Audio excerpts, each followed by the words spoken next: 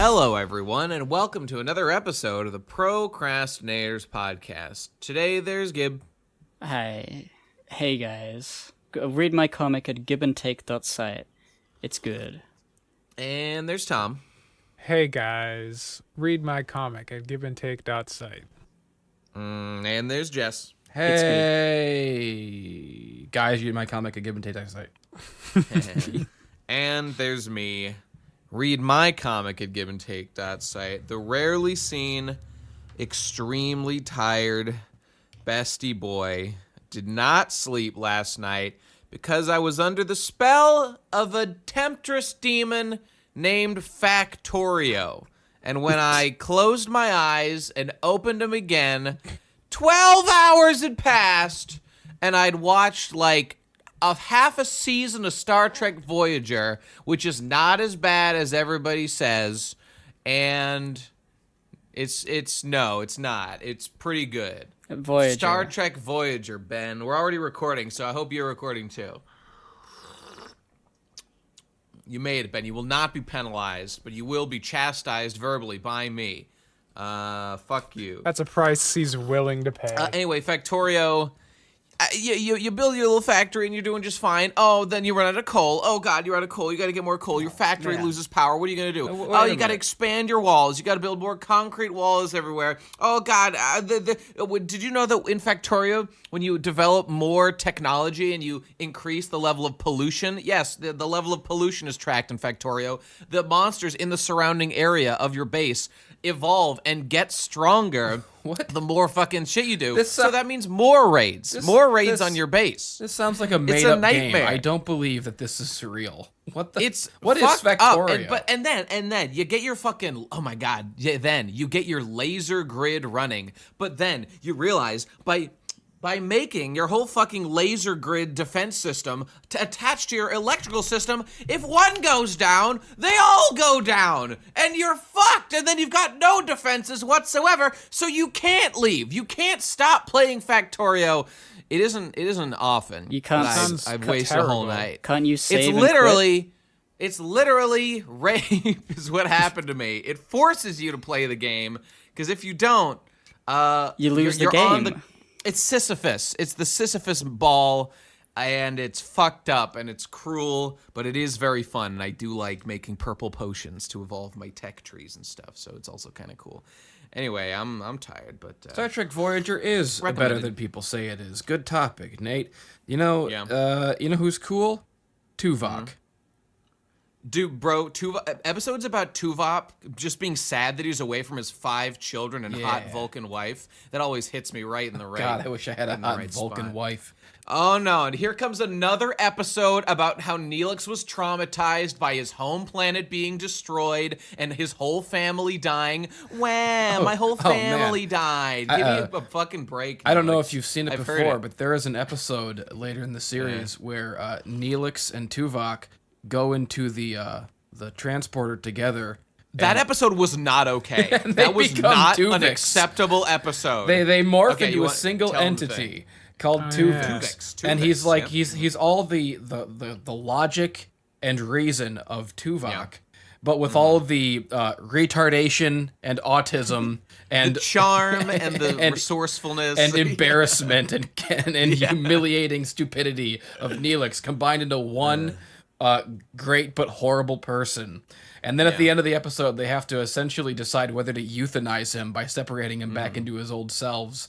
And he's like all sad about it, like, no, I'm a new entity, please don't kill me. And they're like, no, we don't like you, we want Tuvok back. I really cannot impress upon people, and I think we talked about this in the PCP, because I saw that episode. I could not believe the way that they framed that in the episode, as it straight up is like Tuvix he's working on the bridge or whatever. They're like, hey, Tuvix, we order you to submit yourself for destruction. He's like, no, I don't care if that's cowardly. I get to decide if I live or die. And every member of the crew, like one by one, as if it was a fucking, I don't know, like a walking down the aisle or something, they all turn their back on him as Janeway orders him to death as he fights for survival. And it was the most fucked up thing I've ever seen a Starfleet captain do, I think. Just order one person to die for the greater good. What the fuck? You can't do that, Star Trek. You can't do They that. just fucking did. A captain is not supposed to order people to their death against their will when they don't want to die. There would be times when my boy Chakotay, yo, tum tum Chakotay, me speak Indian tribe words, thoroughly based, when truly the strangest alien of all, the Native American. When a captain does shit that like puts the crew in danger and they're acting irrationally or like unfairly, like there are many people on the ship who have the authority to like remove the captain from command.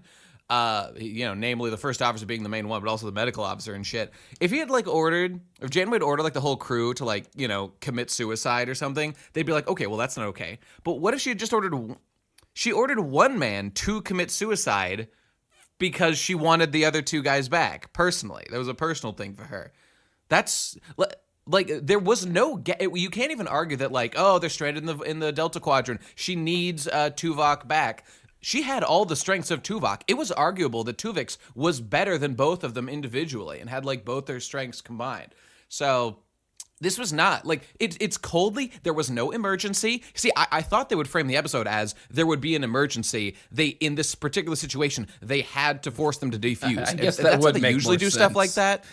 That's how they usually do stuff like that to get by it. The fused person has a very short lifespan, but they just want to live it out. I think Janeway's philosophy on this decision might have been that they need Tuvok and Neelix to be separated in case the opportunity arises to also sacrifice Neelix. You know what? It all makes sense now. Everybody bitches about Neelix. I haven't even found him particularly annoying. I think everyone's There's like exaggerating. one good Neelix episode where like somebody dies and he like loses his faith in his stupid cat religion. Oh yeah, in the Great Forest or whatever. Yeah. He personally dies, experiences no afterlife, and completely loses what it faith. was. Yeah, that episode was That like was that was a tearjerker. That was a good episode because wait a minute. Neil X, Neil X, Brony documentary. Remember that? Oh my god. Sounds Damn, about right. I haven't heard that name in a while. Jesse, did you beat the remake yet? I did. just need to know. I did. You did. It is completed. I'm What'd you halfway through, and I've decided to stop playing it because I don't like it. I don't think it's your kind of game, Tom. Just even though a lot of people like it, it just doesn't strike me as a Tom kind of game. It's I don't know. so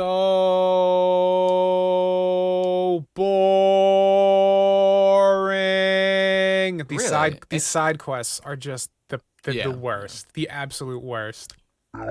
We are. What do you mean? Ben, I said before we're all recording this. Well, that's why I said, Ben, we're recording this. I hope you are too, because we started ahead of time. We didn't That's why that was clarified. Well, I'm recording now. Okay. You started early. You're not supposed to start before 3:10, but that's fine. There's But we just said to there's no ourselves- rule that we have to start at 3:10. I didn't know anyone else was showing up.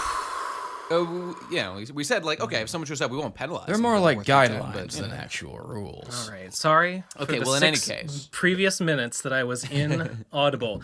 Okay. Continue. Indeed.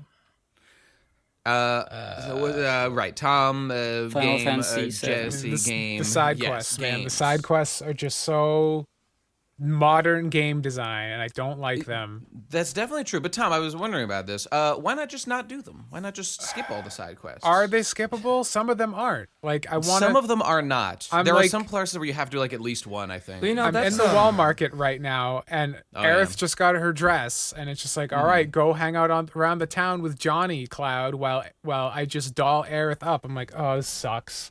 I hate I this. think you have to do like one, and then you can go back and trigger it or something to progress. I believe. It's pretty gay, and I don't like But it. do the squats. Do the squats, bro. I did the love squats. That was the first thing I did. I destroyed it, and I Nice. thought it was going to be way harder, but it was literally just hitting a button in Yeah. order. Okay. Yep. Great. Um, Sick. It was fine. So, The game is kind of set up in a way where you kind of feel like you can't not do the side quests because it puts you in these chapters that are basically just side quest chapters, and it tells you don't go to the thing until you do all the stuff. So Yeah, it like guilt trips you every time you try and like do something. And like, it also... And then it like punks you because you'll do all the side quests and then you'll go to the next part of the mission. It's like, are you sure you want to go inside already, Cloud? I'm like, what do you mean? I did everything. It's all checked off. You know, I wish they would change the dialogue. So it's like, okay, wow, you've had a full day, Cloud. Time for a good night's rest after all that activity.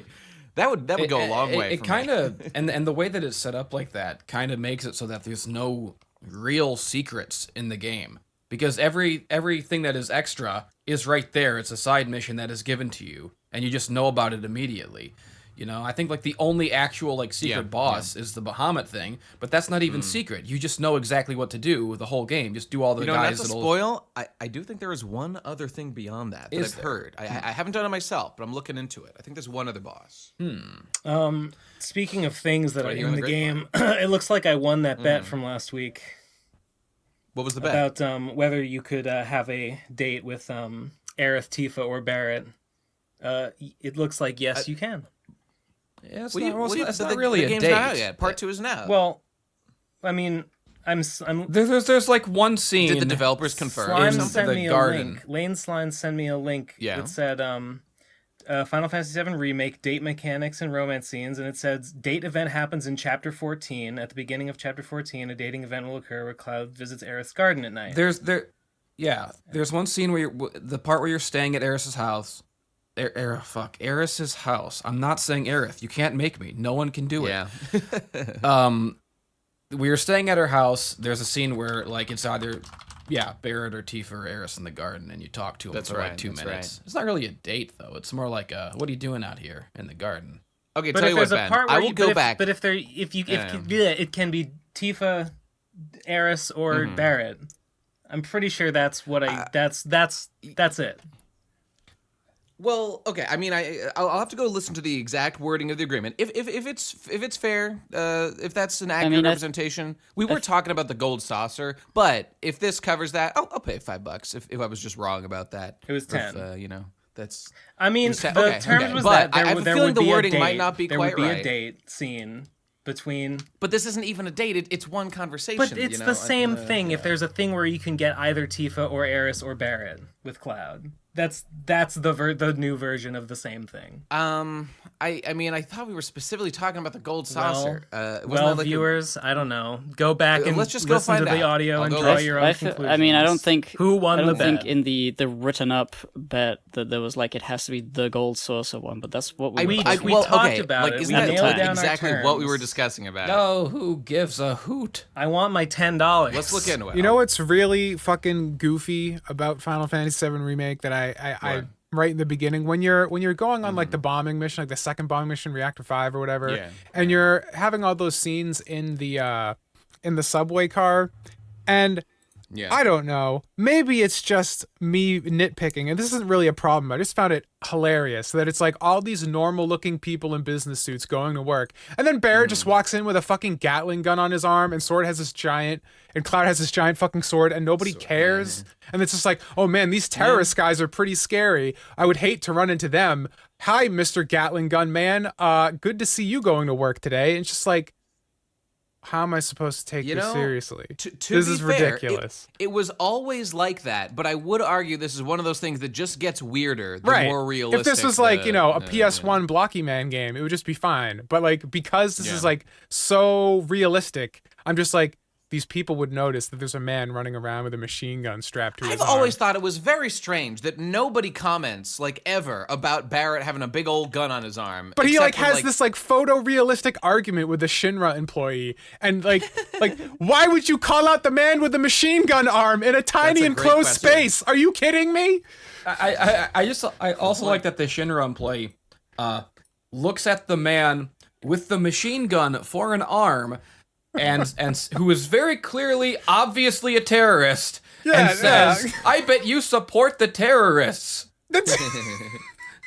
As Barrett comes in to defend the terrorists in the conversation, with a bunch of guys behind him who also have guns and swords.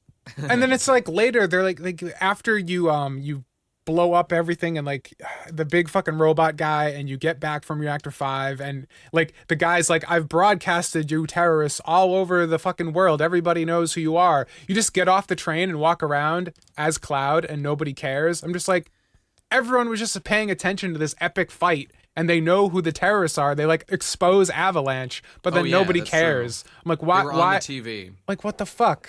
Why is this happening? These people should realize that the man with the giant sword on his back, the only blonde person in the entire world apparently, is now among you. Ridiculous. I also Immersion like how shattered. It was really great. It was a great logical change how the plate falling on Sector 7 did not matter at all, and absolutely nobody was hurt, even slightly. Nobody was Everyone was fine. Every single person made it out. Were there people on the top of the plate who lived there? You know, the above grounders who maybe like fell onto them, and all the bourgeois died. You know, that's a good question. That would have also been a good question in the original game, and is something that we could have seen expanded upon here. And some, you know, I always wondered because they said so many times we're going to expand Midgar. We're going to add things that maybe should have been there the first time. So like hunting rats. Like rescuing a little girl's cats. Are you fucking kidding me? So one has to think, okay, gee, what are the ways in which you could expand a game that takes place in a massive 8-sector city of which we only previously saw sectors 5, 6, and 7? I don't know. No. Maybe show me the other sectors of the city. No. Maybe let me explore. So much work. No. Let's just stretch out the areas you've already seen to ridiculous proportions and just destroy the game's pacing completely and make every scene take 50 hours longer. That makes a lot more sense. I've been trying to absorb a lot of the people's reception, and I think a lot of people just love that, like, I mean, I don't know, man. I'm trying to give people the benefit of the doubt here, but a lot of people seem to be, like, totally fine with just getting, like, you know, the same scenes, but now there's, like, more dialogue and, like, more expression and, like, oh, you know, Eris looks prettier now while she's saying, you know, similar things to before. And then the time Jannies show up and carry you out of the room. The more I think about it, just, like, the more it totally blows my mind and baffles me that they made the entire game Midgar and did not let me explore all of Midgar. What was the last 20 years for, if not for that? We get the one extra area, the above ground place of where Jesse's parents live. That's one, I believe that is the one and only actual new area that we explore to any degree. And, you know, hey, not bad. All right, I forget. What is the difference between the sectors that we explore in the original Final Fantasy VII? Is there like Sector 5 is where Wall Market is. So 6 that's is where got Wall Market is. 5 is Eris' house. Okay. And that's right. 7 is Tifa's bar. I just wonder, like, what all we know. the other sectors would be like if you did go to Yeah, them. I've wondered that my whole life. Would it just be the same sort of stuff, or? Yeah. What you guys don't realize is know. that Final Fantasy VII Remake Part 2 is going to be all the rest of Midgar. And it's just going to be more fetch Midgar, quests. and we never go back until way later. Not now. Now it's going to be totally different. It's going to be Midgar 2. Remake. Yeah. You know, I will happily plant my flag, though, that, like, yeah, I understand, Jesse. I've felt very similar for a long time. However, I long since have thought that, like, even if we did explore that Square Enix would not fill those areas with anything good or satisfying. So that, I mean, that's been my issue. So I just had no hope. Another thing about this game that is incredibly silly is that it's trying to, like, set up these tense moments, but then it seems to want to add gameplay that undermines those moments, and I find it very funny. Like the you know, like you rescue Aerith. I'm gonna keep saying Aerith because I'm playing this game, but forgive me for my sins. But and you fight the Turk guy, and like the guy who's like, you have to learn how to use the counter and stuff to beat him. Yes. And all the fucking crazy ghost men are in the house, and you're trying to escape. Like they're chasing you. And it gets to a point where like you have to knock down a chandelier or something to like distract them and like get Eris out of there. And it's like supposed to be this tense scene of like making this one like distracting move so you can both get out of there, and they start shooting at you as you're supposed to get away, but instead of just making it a cutscene, you have to like slowly grapple on the ceiling, and you're just getting shot with bullets and they're doing like 2 points of damage. I'm like, so I could just sit here for like 40 minutes and take like a tenth of my actual HP and damage, and they just won't move from this one spot. Tension deflated. And it's just ruined. Like, why do it like that? Just have it be a cutscene. There's so many things like that. Like, at a certain point, you get like melee weapons for Barrett, and one of them is just like a big stupid steel ball. Bro. Yeah, I know. But like, in the cutscenes, you still have Barrett like threatening people with a gun. Like, I'm going to shoot you with this big stupid steel ball that does nothing. Oh, I liked his big like scissor hand one. He would point, ooh, he's gonna cut you. He's Barrett. He's gonna. Yeah, I've also always thought it was. I mean, I appreciate that Barrett has some like melee weapons, because it's always been weird that like the biggest hulkinest roided out boy is like gun man. But they're terrible to use. They're so slow. Yeah, and like they're awful. The fun of Barrett is shooting. Yep. And in the original game, you didn't have that problem because it was all just a turn-based, the same battle system for everyone. So the melee attacks were just as quick and snappy as the gun attacks. Were you disappointed? Spoilers, I guess, for Tom and other people. Not really spoiler that Red 13 was not playable. I mean, I kind of thought that was reasonable considering how little time. He would have been playable for like 5 minutes. So what would the point be? Who gives a crap? Meh. But Jesse, tell me, the ghost, the final battle. You got to tell me what you think. I've been dying to hear your perspective. I will say this: I am not disappointed, obviously, because Square Enix did exactly what Square Enix does and exactly what I knew Square Enix would do. You wouldn't be disappointed if a crocodile bit you, because it's nature. I'm not sad. I'm not angry at Square Enix. You know who I'm angry at, Nate? I'm angry at all the people who are only just now crying foul, who are acting surprised by this, who didn't see this coming. If you didn't see this coming 5 years ago, then it's exactly what you deserve. I'll admit, I did not expect them to go this far. I didn't think they would do this. I don't know what this ending is. I've heard a lot of people complain about it, but there was one person on my Twitter feed who just like, man, I just finished Final Fantasy VII.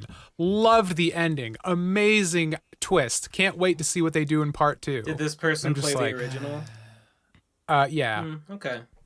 Well, there's a school of thought that I find reprehensible that any change is good because it's new. I played the original, cool game, liked it, but now it's time for new things. I like things that are different, not the same. The same is bad and boring. Well, that's why I bought a game called Final Fantasy VII. See, and that really, it opens up a can of worms on like what was the expectation. I feel like a lot of people are, I'm so exhausted. I've been thinking about this so much, and like I last night I was playing Factorio all night. It made me want to kill myself, and then I wake up and I go and I watch like one guy's video. This was the most sober take I've heard from somebody on YouTube. Maybe I'll get his name. And the whole video, he was like, okay, I did not want this remake. I was scared of it, and I knew it would not be good. I was by this guy named Never Knows Best. Never Knows Best. Yeah. Yes, that's the one. And he gets whatever, and he's talking about, and he's like, oh, but actually, the game won me over because it was like good at points. And I was like, okay, like sure, the gameplay's kind of fun sometimes. I agree. But I'm like, okay, but how about he's saving his big point for the end? And he does get to the end of his point where he's like, okay, yes, like the ending is like a nightmare. The fact that they're like setting us free from destiny, like every logical aspect of my body tells me, based on knowing these developers and what Square Enix does, sure, they're giving themselves free reign to write new stuff. These people are not good at making stories. We've seen for decades they don't know what they're doing, this team. So to be excited for a new story is nonsensical, and yet, I'm kind of excited for new stuff, guys. I can't wait to see what happens. Right. Like, why would you end on that point? Why? His final point was this: it will be bad. But there's no getting off this train we're on, which is a I hate that point Barrett so reference. much. It personally offends me. Well, but I mean, that's like a you defense of these choices. A fun fact about that video: that guy Never Knows Best commented over the last week on my old Final Fantasy VII, you cannot remake, it will be fucking bad video. Yeah. And his comment was, damn it, I wanted to use some variant of Final Fantasy VII, you cannot remake, in a video title, but then thought I'd better check to make sure no one has done so already, and here I am.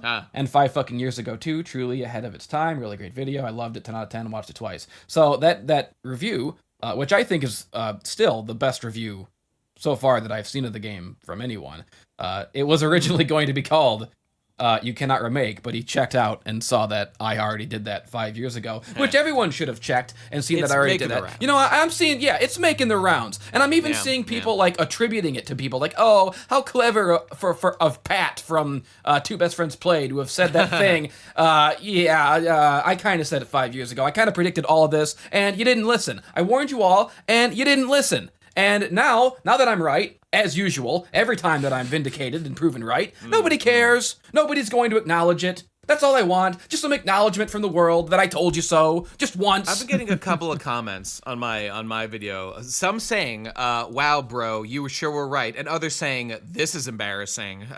Bet you regret this one now. And, truly it is the duality of man. Now that I've seen all this, I can't deny that I had lots of fun playing through. I'm more of a grindy kind of guy, and this game was grindy as hell for the side missions, and I enjoyed zoning out and watching Star Trek Voyager while engaging in the gameplay loop, which is pretty fun. So I like all that stuff. But then the whole question reigns is this could have been Final Fantasy 16, this battle system with new stories, but the fact that it's a remake, the only thing that's relevant to that is the story. That's the most important thing. And in my humble opinion, I think some mistakes were made.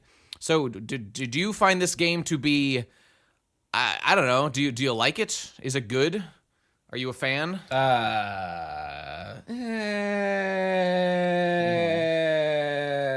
I'm just totally split. There's lots that are good. I mean, it has moments of fun, I guess, in terms of the combat, even though I think the game probably should have just been a standard turn-based. I mean, by the time the game came out, I had been dreading it for so many years that I just didn't care anymore. So it couldn't have possibly disappointed me or let me down, because I was just at a point where it's you know what? I don't fucking care. I'm just gonna take the fucking ride. Fuck it. And so I did. And again, none of the bad stuff surprised me in any way, because it's exactly what I expected. So I wasn't taken aback or oh, I can't believe they did this. I'm of course they did that. That's exactly what they would do. Yeah. So I was just kind of bemused by the whole thing. And I mean, the game was fun, so I guess everybody was right, but I was the most right. I mean, I don't know. I generally don't like the mindset of I'll accept this. I'll purchase this video game based on the fact that they wanted to make money again, so they just gave it the name of a popular game, and then everybody bought it because it had the name. And it's it's okay, and it's not great, and the original's better in a lot of ways, and blah blah. But overall, I endorse this business practice, and I will do it again. The next time they come back with something that I recognize, I will buy it and say that it's okay, and I'll just keep doing that over and over again forever. That's what we're encouraging. To me, the most offensive part of the whole remake, more offensive than the Time Jannies or the fucking Kingdom Hearts fighting the big black guy for the beginning of Kingdom Hearts at the end of the game. Not a black guy like Barrett. I mean a big black, a massive goo. What's that thing called? Yeah, what's he fucking? Care. Yeah, you know what everyone knows what I'm fucking talking. Yeah. Oh, Dark Side. It's called Dark Side. That's literally just that guy is the final boss of the game. More offensive than that. More offensive than the Sephiroth and his stupid wing and a little sword fight with him at the end, which completely takes away any mystique or power or threat of him. Some people are oh, I can't wait for them to remake. They cannot do the rest of the game the way it originally was. You already kicked his ass. This has happened. Cloud kicks his ass in the first part of the game now. Dude, what about the fucking Advent Children cutscene where he's flying around and cutting fucking buildings in half? I'm so confused. Oh yeah, I love how Nomura only has one ending of a game that he can think of. It's Kingdom Hearts 2 flying through the buildings. Yeah. whether it's a movie or a game, that's all he knows how to write. It's just, what do I do at the end here? They fly through a void and cut buildings in half. That'll be cool. Do you put much stock into this thing that like, it's okay that happened, Jesse, because it was in like an alternate dimension world where like, it was like an alternate dimension world, They weren't in like literal Midgard. They were in like fake wreckage world. So it's like, okay that Cloud... And, like, it makes sense that Cloud could, like, fly. And... I get what you're saying. I fucking... Who gives a fuck? I just don't want to have this conversation is the main thing. I don't want to have to think about these things. Cloud fucking, like, did a backflip off of a motorcycle onto another motorcycle in definitely real Midgard. So I don't know if that really flies. It's like there are parts in the story where it tries to do the Advent Children flipping off motorcycle stuff, but there are also a lot of parts where it tries to be more grounded and have like realistic physics, and it just totally clashes with itself because it can't decide whether it's an anime or like a realistic, cyberpunk dystopia. It's both. Remember that part in the original, in the good one, when Cloud was in a coma and ate shit and died and fell in a wheelchair into the fucking live stream? That was Advent Children shit I want to see. I want to see him tumble, crippled, down a fucking hill, and his fucking wheelchair get pushed by Tifa because she's been caring for him for too long. She's sick of his shit because it's part 8 of the fucking remake, and it's the whole game where you just play taking care of Cloud's retarded brain simulator. And, at the bad end is where, oh, fuck, I'm sick of this guy. He didn't even like me. He chose Eris over, he did the Eris state instead of me. So she fucking, euthanizes him, and she pulls the plug. Yeah. Hilarious. That's... Oh, right. My point. More offensive than all that. Even more offensive than Zach, that whole shit. More offensive. The most offensive. The one part of the game that actually made me yell at my TV screen, oh, fuck you, was Rufus Shinra's pants.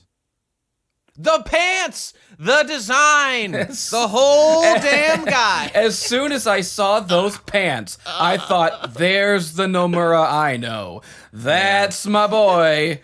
But he designed Shinra the first time. Yeah. What happened? Well, I can tell you exactly what happened. He was new to the company, and he had no real authority, and someone told him, probably Sakaguchi or like the people responsible for designing Midgar and the look of the game, they probably said to him, this is the look of the game. We are going for a Western, steampunk, cyberpunk, technological, modern aesthetic. People have to be dressed like they would fit in the modern age. The bad guys are not wearing like cleric robes or wizard robes or no one's wearing knight armor. We're wearing like suits like people wear in real life. Draw the characters like that. Design the characters to just look like regular people for the most part in regular clothes because that's the aesthetic of the game. And because he was a lowly grunt at the time, he said, yes, boss, this is what I will do. I will please my bosses, and he designed them that way. But deep down inside, he had a burning rage going, oh God, if only I could make them anime! I just want to make them more anime! And so now, 20 years later, he has taken the reins of the company in this slow, insidious, hostile takeover, all so that he could get to this moment and finally rectify that one mistake, and finally he can turn these characters into anime and have weird cut-up pants that look like they went through a paper shredder. And so that's what he did now. He's finally fixed his greatest regret in life. He's made characters look significantly stupider. Reno, his whole thing is that he's kind of lazy and slovenly, so his suit is, like, it's open. He doesn't wear, like, a tie. He doesn't have his coat buttoned up. That tells you all you need to know about the character. Right there, it's perfectly fine. All the other Turks are buttoned up, and they look spiffy and snazzy. Don't you love how we've improved the pacing of the game by having Cloud immediately kick Reno's ass in their first meeting, deflating all tension or narrative weight of the Turks? But it's not enough for him to just have his jacket open and not have a tie on. He has to have, like, a weird anime sash around it. Did you notice the weird sash? No, I did not notice that. I did not. I'll take your word for it, though. Like, his jacket is not an actual... It doesn't have buttons. It's not just unbuttoned. It has no buttons. It just has a weird sash. Well, it's a small thing to complain about, I know, but really the pants is what just... It was like a step... That was crossing the line for me. That was the point where I finally went... You son of a bitch. Those pants are the worst thing I have ever seen in my life. How am I supposed to take this guy seriously as a threat when he looks like that? God, fucking, I mean, Rude looks great. I mean, Rude just looks like he always looked, aka good and cool. He looks like a teenager at prom in 2007. Yes, Reno does. Rude is based in Red Pilled, and love him. No, not Rude. Rude looks everybody's fine, ass. Yeah, Rude looks good. Love his black tie. Black on black, baby.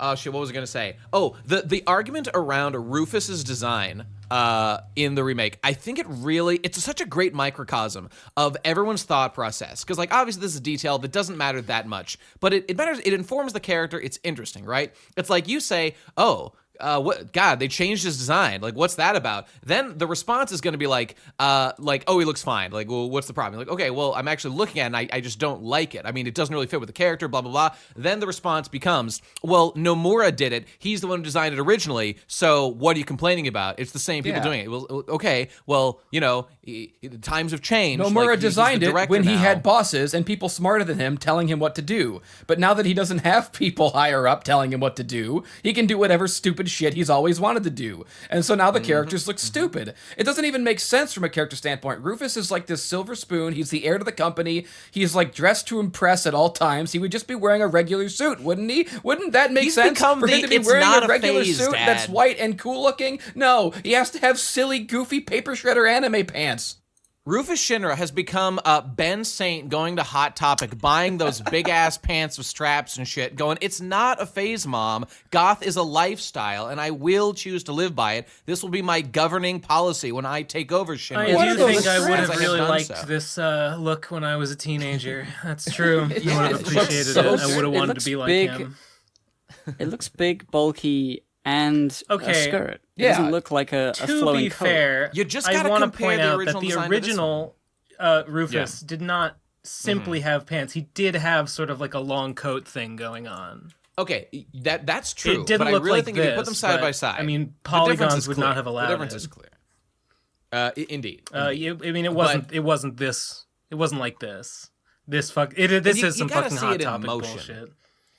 Yes. I mean, his design was a bit silly before, but we've just really taken it to 11 now. And I mean, it just kind of looked like he was wearing a trench coat. Which, which was cool. And, well, it's like he's got like a suit jacket over a trench coat, which is a little weird. It is weird. I fully acknowledge his design was kind of strange previously. I just think it's clearly way more so and more Hot Topic-y now. That's absolutely than it was before. The case. Indeed. Well, there you go. And I mean, of course, and eventually, I don't know. The whole thing just comes back to like, I mean, you remake something, and like you can't encapsulate like every little detail of a thing in you can't just upscale everything and give them all the same spells and stuff and expect it to be like the same experience.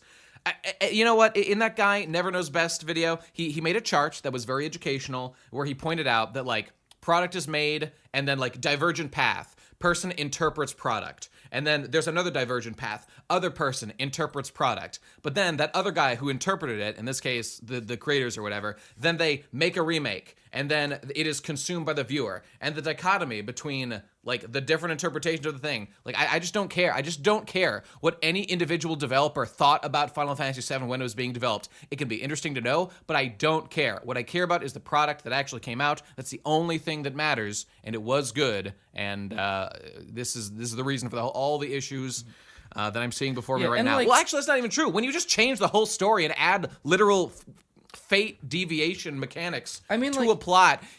Okay, go on. The way that it was handled with the time janitors and stuff, and like this Sephiroth like vaguely being aware of destiny and Eris vaguely being aware, but they don't really say whether or not they are or not. They don't really explain it. Eris, spit it out, you fucking bitch. Just say that you know. It's like that. It was handled very clunkily and very terribly and badly because Nomura wrote it, so of course it was. Because they want to leave everything wide open. Because they don't know what they're doing. The concept of it itself, I don't really give a shit about either way. Because of course it was going to be a new canon. Why would you even expect anything else?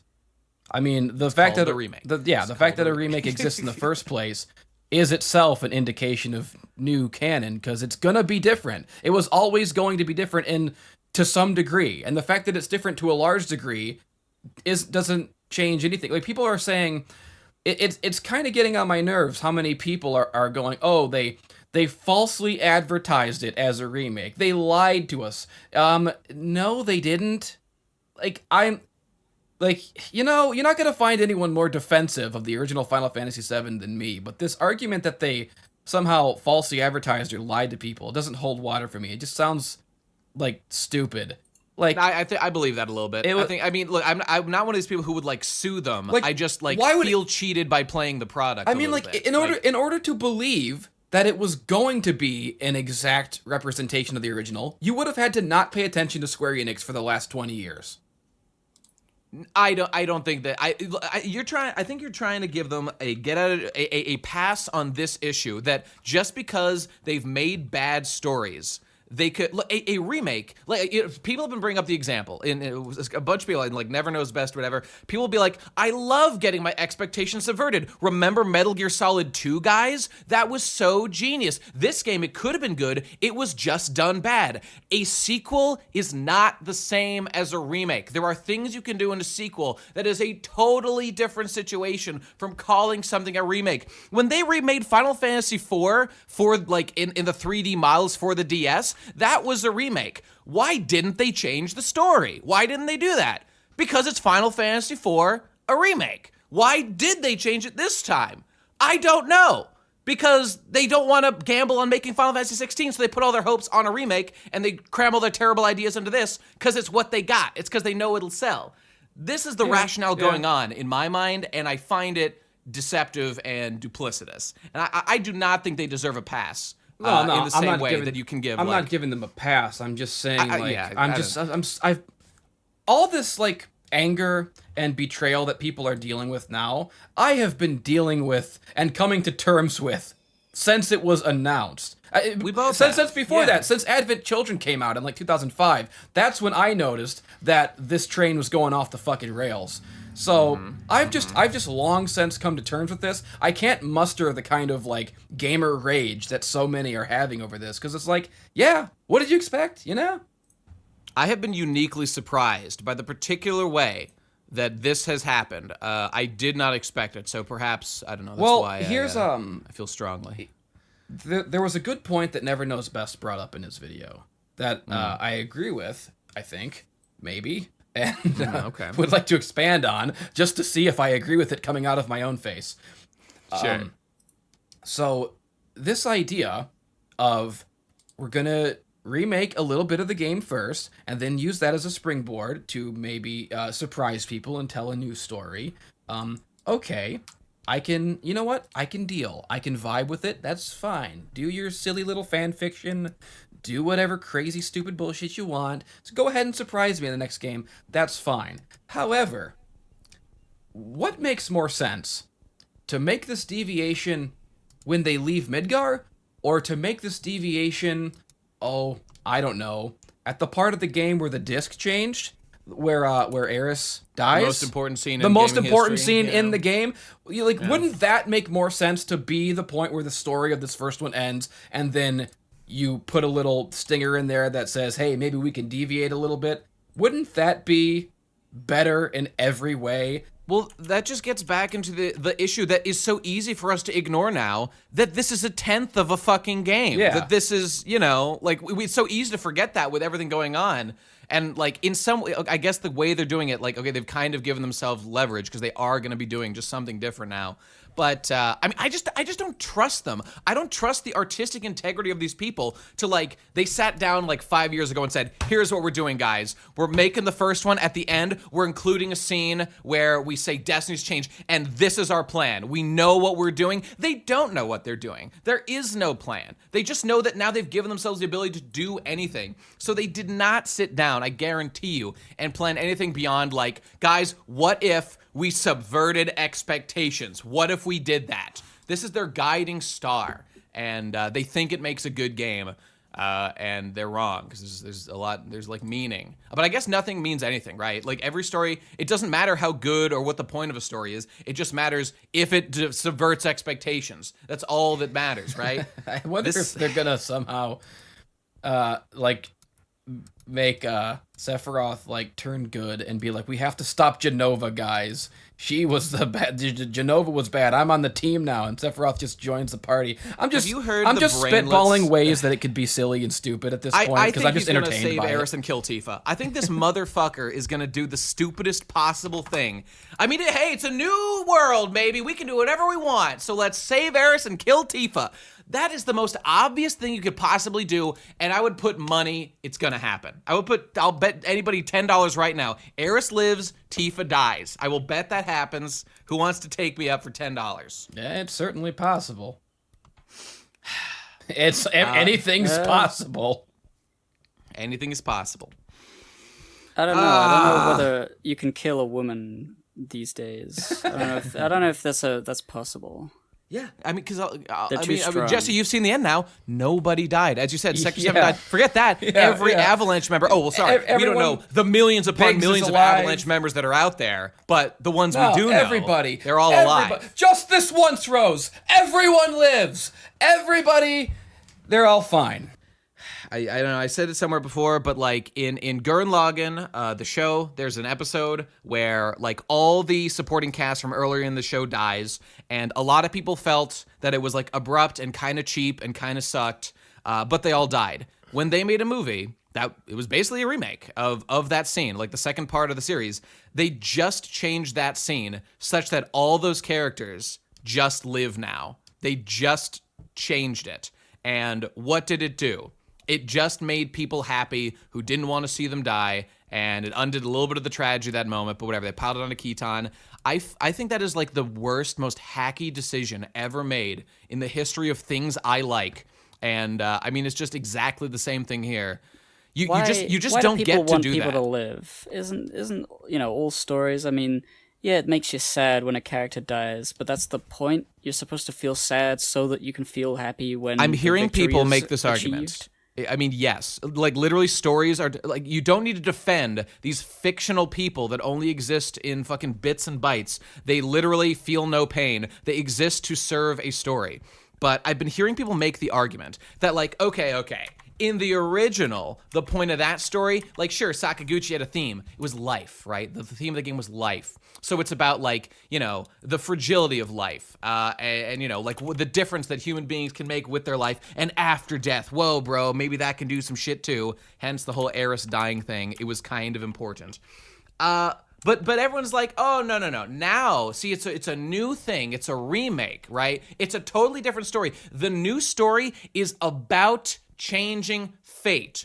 Okay, well, for a moment I could put on my philosopher's hat. Fate literally doesn't exist in the real life. So what am I supposed to learn? What exactly is the point of this story? There is none. There is none. I mean, point of the story aside, as long as they are actually changing the theme. No. Because one theme is good, one theme is bad. Changing fate, they did in Final Fantasy 13, it meant nothing. Nothing happened. The thing that's different, though, is that in the Gurren Lagann thing, the story is exactly the same. They just saved people to make people happy. Correct. Even though, like, it diminishes some aspect of the tragedy, which is a good thing for a story to have. So that was annoying, but far less important than changing something like FF7's deaths, which are integral to the point of the story. Yeah, but that's my point, is that if they are actually changing the theme and the story, then the deaths are not as important as before. In theory, I see your point. It's just that when you change it to a theme that I would argue is inherently vacuous and has no narrative weight to it or meaning, like this idea of changing fate means nothing. It means nothing. I don't know. And the fact that the original game is cast as the bad ending. Did you see that fucking Red 13 clip? Oh, I was gonna say that. I was just gonna, I saw an interview with someone who was working on the remake, and he's like, well, the original game ended with everyone in the whole world dying, and there's no people left. That's Kitase, that retarded, dumbass motherfucker. It was first of all, it was meant to be ambiguous, and second of all, it wasn't even that ambiguous, because you heard, like, the children laughing at the end or whatever. So, like, it does imply that just Midgar has been abandoned and people are still living. You know how I know? It's like, hey, you know how I just would 100% know that nobody, that the world was not wiped out? It's because if humanity was wiped out by Holy, what the fuck did it matter that Aeris died and any of that should happen, why didn't just we let Sephiroth win if the live stream was just going to save everyone anyway and humanity made no difference anyway? They're like, of course everyone survived. It would be literal bad ending of no narrative weight if everyone died. Of course humanity wasn't wiped out by Holy. That would be the most nihilistic interpretation possible about how life has no meaning. And I refuse to believe that was the point of the story. Just the attitude. I mean, like, even them changing stuff and, like, having a new canon and a kind of, like, a rebuild sort of story from here on out, fine, whatever. You do you, man. Even that is fine. But just the arrogant attitude, the audacity of saying, like, basically directly saying, the old ending was bad. The old story was bad. The new one will be good. Oh, my God. And I'm hearing people now saying, oh my God, this made me want to fucking explode. I heard people say the old end, straight up, they said, like, fans are saying, the old ending, let's be real, guys, the old ending was pretty bad. It wasn't that good. We gotta change it up. Like, I didn't understand what happened, therefore it's bad. Like, how can you even try to... Literally, I'm hearing this. How can you even try to bullshit people and say that the original ending was, like, objectively, the whole world, everyone died? Did you forget your own fucking sequel? Where everyone was perfectly fine 2 years later? I try to ignore the continuity of that, but you know, whatever. Another point I was thinking about, you know how in the it's said in Advent Children that, like, geostigma, like, even putting aside the fact that Advent Children, in order to exist, means that humans continue to live. Okay, but what about geostigma? Ooh, the planet was mad at everybody, right? That's why the planet infected everybody with geostigma. Literally wrong. It was literally just Genova cells polluting the life stream. Yeah. And at the end, Eris and the life stream come back to cure everyone because they're good and they're not bad. And humanity isn't evil and toxic. The point of Final Fantasy VII is not that humanity needs to die. That's like the attitude Barrett had at the beginning that he grows out of over the course of the game. Terrorism is not good. Don't kill people for the greater good. And it's also worth noting that a big part of that development for both Barrett and Tifa is that Avalanche, in its first incarnation in Midgar, was a complete failure and got all of Sector 7 killed. That's kind of important. But now, everyone in Sector 7 lived. Who's gonna argue to me? Maximilian fucking dude, all you fucking people who think this thing is, like, good writing, it's so obvious that they just want happy endings. How can you not see that? Have you not been paying attention to the stories these people write? There is no 10,000 degree chess going on here. How can you not see that? Maybe it's because you are invited to every Square Enix developer meetup and they tell you, like, wow, your fucking videos influenced me so much, they motivated me to keep making the game. Maybe that's corrupted your view of the game a little bit. Yeah. I don't know. I don't know. And it already had a happy ending without being schmaltzy or stupid about it. That's when they say, you know, that the ending was bad.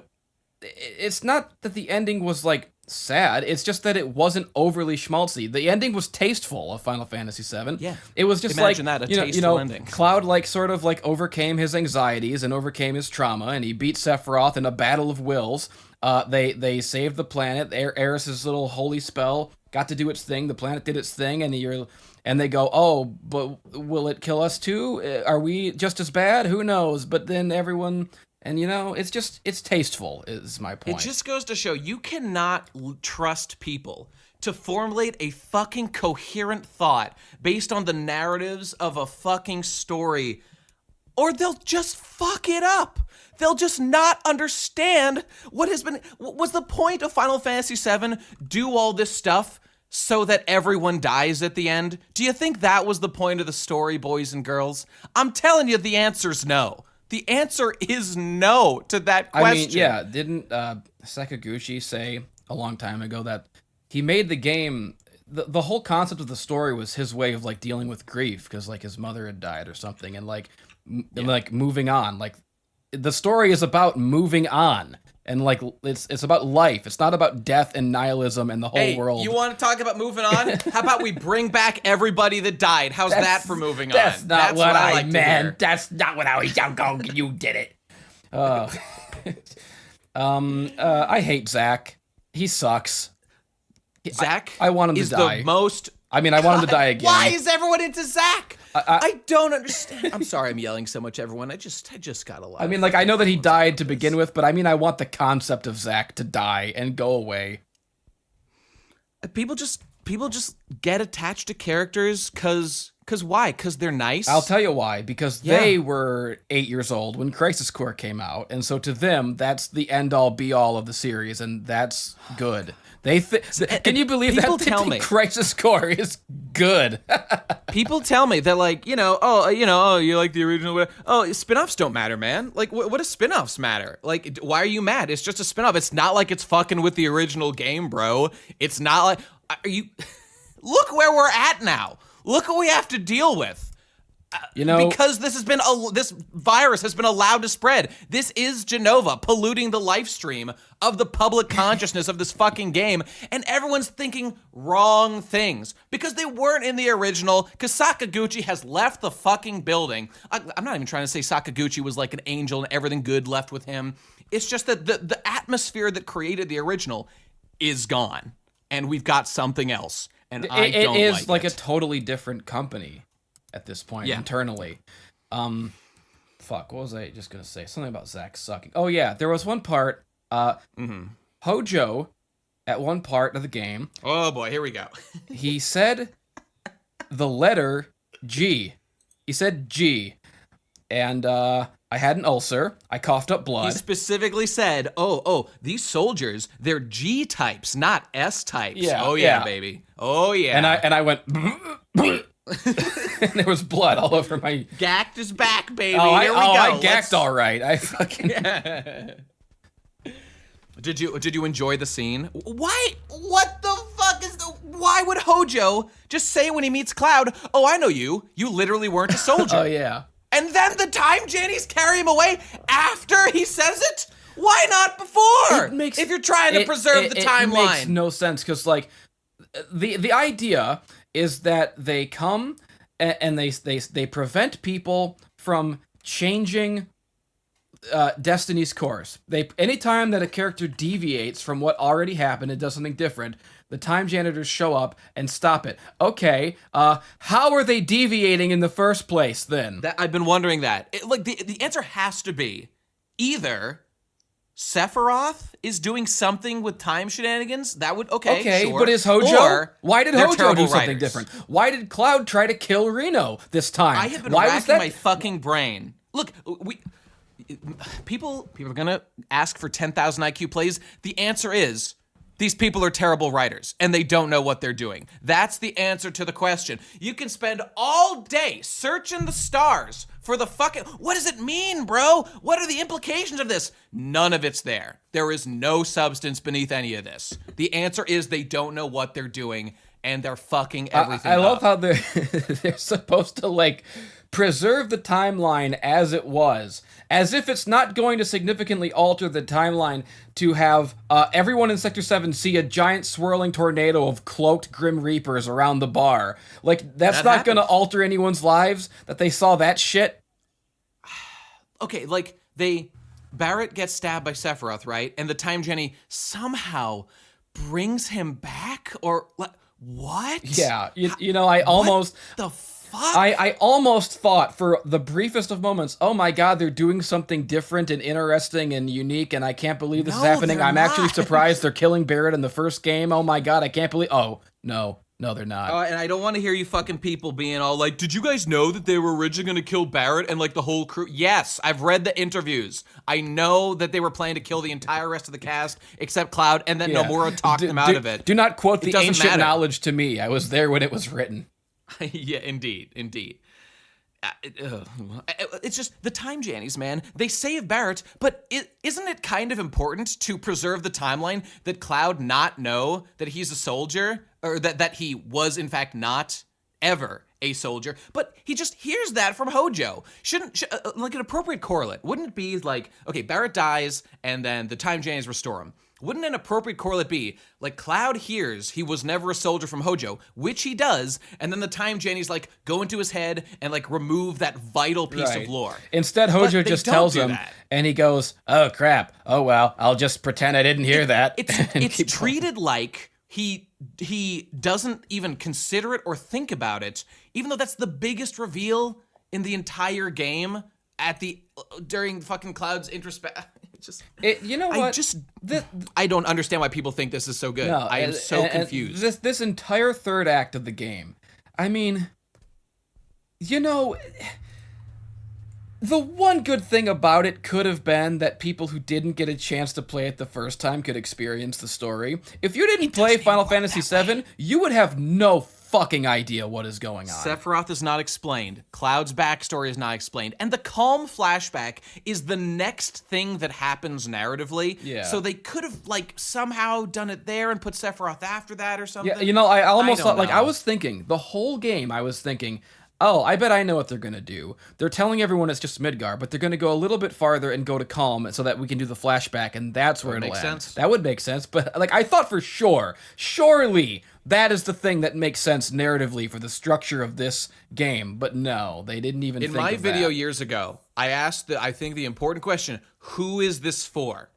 And I think I have the answer, and I think it's basically that, Square Enix, they think everyone in the world has played Final Fantasy VII, and not only that, but has memorized every story beat. So they feel they can't do it again. They feel that watch the comparison of Jaws or whatever. Watching Jaws again, it's not like the pacing and all the subtle hints of the shark's body and whatever. That doesn't matter. The fact that you know there's a shark and you know every story beat means no one would enjoy watching that again. So you can't remake it or whatever the fuck. They Who do you think Sephiroth is if you're a new player? I can't wrap my head around how baffled you must be.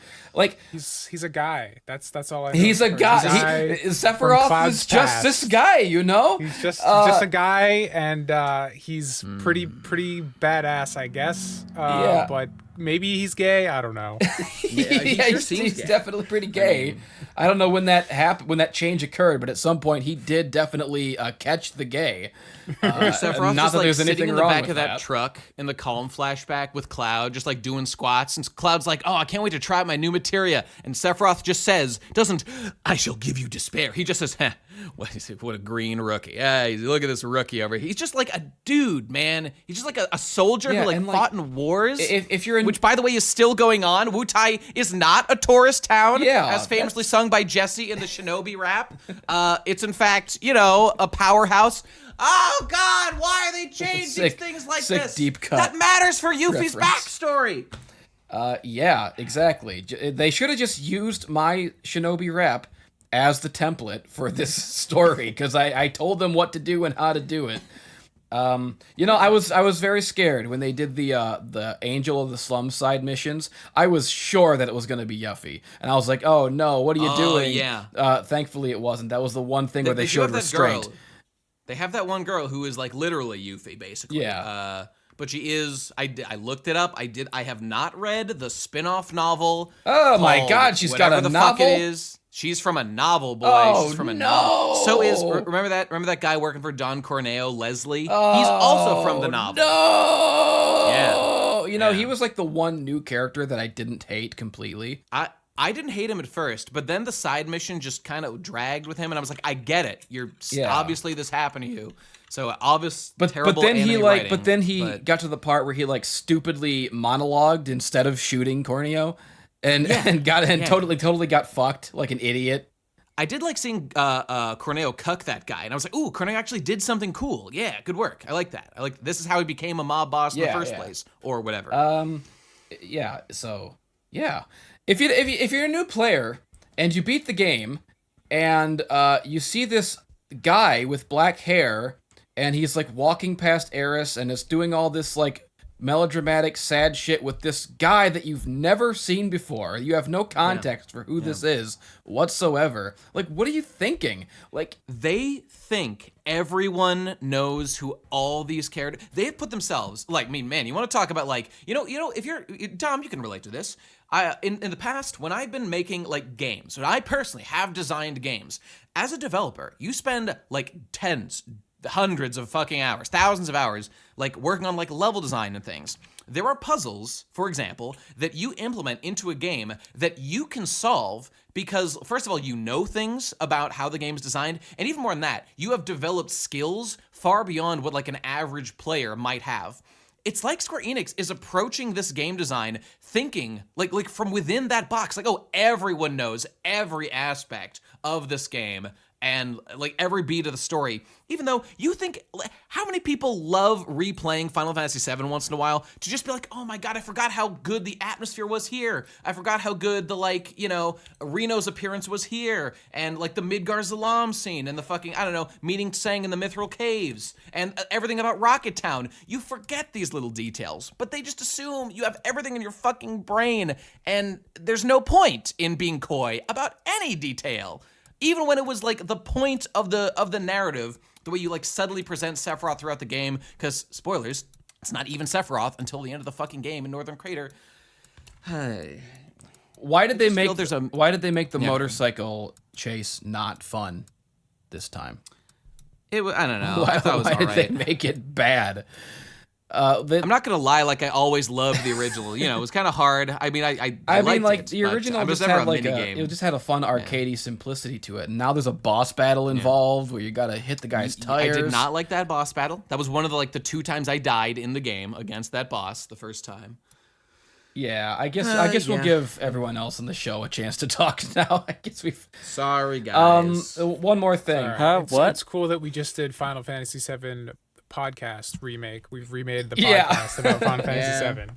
So, well, I had to redeem myself for erroneously calling it phenomenal the last time I was on, because I was only 5 hours into the game then, and like immediately after that point, it fucking spiraled down into oblivion, into the exact same hell I knew it would. But I was briefly lulled into complacency when I saw the graphics, I guess, and I was like, "Ooh, this is nice though. I kind of like it." Oh, what a fool I was to have been positive even slightly. When I listen, well, you know, during like the Genova fight, which by the way wasn't the original or whatever, who fucking cares? There's a new Genova fight in Shinra HQ. We are also transformed into like a dream dimension. Okay, whatever, that's fine. I mean, the Genova theme that plays there and like the phase that goes through and that whole boss fight was kind of like my favorite part of the whole game. Like you're playing a video game. It's not like a cutscene. Of course, they do cuck you by doing the phase transitions where you lose your stagger bar and you have to restart. So that's always fucking annoying. Oh yeah, the whole entire combat system is bad and sucks. Let's talk about that now for the next fucking hour. It's the worst. I'm curious. I once I got into the rhythm, I enjoy it. I do like it. I kind of the same way I enjoy Final Fantasy 13s. It's very similar. It works really well when you're just fighting regular enemies. Yes. But like every boss battle has some weird gimmick or some other stupid thing you've got to keep track of. And also the bosses are too large, so the camera doesn't know what to do. The camera is the AI for your companions is like the worst I've ever seen in a video game. I can't believe that this is in Final Fantasy 7. I mean, I guess that's kind of the idea, to micromanage your party. But like, it's annoying uncomfortable and dumb. Mixing though. And Final Fantasy 12, which came out like 15 years ago, had the Gambit system and it worked beautifully. You could make sure that you knew exactly what your AI companions were doing at all times. Why didn't Square made that system? Why didn't they just bring it over here? The first thing I did once I figured out how the controls work, where I know you have command shortcuts. You can hold like it's like Kingdom Hearts style. You can map moves. The shortcuts are The first thing I helpful. did once I figured that out was like, oh, I hate going into the menu. Thank God they put a system where I have to spend as little time in the menu as possible, because it's a really uncomfortable mix of having to stop things every 2 seconds to, you know, choose the command or whatever. I didn't mind the menus too much because I liked being able to like just pause and like pick targets, especially when you're fighting like multiple guys, to make sure like your hit goes to exactly who you want it to go to. So that was okay, because it was kind of like the power wheel in like Mass Effect or something. You know, you like slow things down, you can like tactically choose targets and stuff. It was kind of similar to that. I just don't understand why they even bothered with any of the real-time elements at all, because it was so not substantial in any way, shape, or form, you know? Because like we talked about the dodge. The dodge is a true nightmare. It's so bad. Like I did a vlog on this game, and I don't even know if I'm going to release it because I just shit on the game, and I just don't want to be, you know, pile on with everybody else. But it's like the combat lacks the kind of like frenetic reflexive nature of something like Devil May Cry, but it also. By the way, Tom, if you need permission, I give you my seal of approval. There is too much positivity. I'm sure you do. There is too much positivity about this game going on. They need sober, cold water. Okay, I'm sorry. But like it lacks that kind of reflexive nature of something like a DMC, like a traditional action game, but it also lacks like the intentional tactility of something like a Souls game. It's just like nice term, bro. It's just a turn-based RPG with tacked on movement, because they were just like, people these days are not going to be able to watch a bar fill up, so we got to make them like actively fill the bar, and that's all it is. It's so slow. Like, the ATB is so slow, and the enemies have way too much hit points, and the fucking the barrier is broken in this. It's totally so obnoxious and annoying, because like, you know, barrier like halves your physical attacks, and that's fine, and in the old system that was fine. It wasn't too annoying, you know, but in this one, anytime like an enemy is blocking or has a barrier, you have that feeling of like your sword clunking off of them and like stopping you dead in your tracks. It's so irritating. That's the worst. Infuriating. Did you guys against the fucking house? That happened constantly. Yeah, once horrible.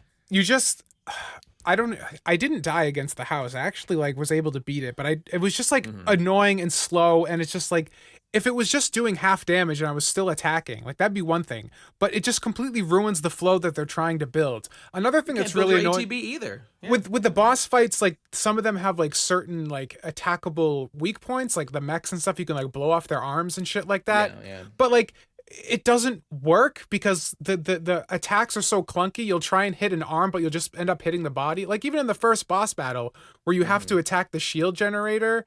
Like half the time you're not even hitting it because like it's such a tiny target buried in the back of the boss, and you'll just end up hitting the body. And because you have no control over the camera with the way it's set up too, it makes it really hard to get in the right position. Is that there are no iframes for Yes, I was about to say that. How many times have you like lost your limit break because you get hit by something from off screen while you're charging up your limit break? Like, how do you fuck that up? That's 101. Have the charge up, have iframes of a Dark Souls dodge roll without the Dark Souls invincibility frames, which is the whole point of the dodge roll in the first place. It doesn't fucking function as a dodge roll. It's just for basic repositioning for charge ups on boss attacks, and it doesn't. It's so fucking shit. Because like the actual like sensation when you connect with something, when like you do a braver and it connects, it feels fucking awesome. When you do the triangle shot with Barrett and that final charge hit, it feels amazing. Just make it be turn-based so I can have this catharsis hits that works every time. It takes so long to build up the ATP gauge, and then you go to do something and it gets interrupted, and you go right back to square one, and you have to do it all over again. You know what is I think I'm probably the most positive of any of us about the battle system, because I do like it in many ways, but I obviously have many grievances. But my number one, the most annoying thing is that when battle ends, your limit gauge gets reset. I must have played through the majority of the game using my limit break like 3 times and only with Cloud, because you just don't get a fucking chance to build it up in a fucking battle before it ends. I'm sorry. The more I can't stop talking about all the bad things. Why? Okay. Why does the right stick control the camera and the lock-on? It's unfortunate. Locking on does not feel like it even works half the time, and then you're constantly switching when you don't mean to, because you're trying to get the camera back where it goes. There's issues. Fuck it. You know what? The thing is, this idea that like an action combat system is like inherently better and more tactile or whatever than the old turn-based system. Like, the old turn-based system in Final Fantasy VII felt snappier and more responsive and quicker than this limp-wristed, like, half-and-half abomination that is, like, sitting in the middle between turn-based and real-time. You know what I'm saying here? Yeah, I was flipping shit on Twitter when I first started playing this game because I just thought the combat was so bad. And everyone was like, oh no, it's fucking good, it's new, it's different, they gotta try and experiment with shit. I'm just like, but look, you put a dodge in the game, but everybody in the beginning of the game has guns. and they follow you when you dodge roll. So there is no way to dodge the bullets that everyone is shooting at you in the beginning of the game. So the dodge guard is okay. The guard is okay with useless. The dodge. How about instead of a useless dodge that doesn't work, how about instead of that you have a fucking jump button so it's not infuriatingly annoying to fight any flying enemy in the game? That's not good. Flying enemies. Give me so Barrett bad. or give me death. Yeah, you have to switch to Barrett for that. There's no. You know what you have to. You have to. When it comes to the dodge, by the way, look, I could accept no iframes, but what you just need to do is not give me a full 2-second cooldown and give me a bit more fucking distance on the dodge, because they're so short and so much The cooldown dodge when you dodge. is useless in the first boss fight when it does that charge up electricity AoE thing, and you're like, I gotta dodge out of here. You can't dodge far enough to avoid it, so you get hit every fucking time. It's just so badly designed, and I don't like it, and it's dumb and gay and shit, and fuck.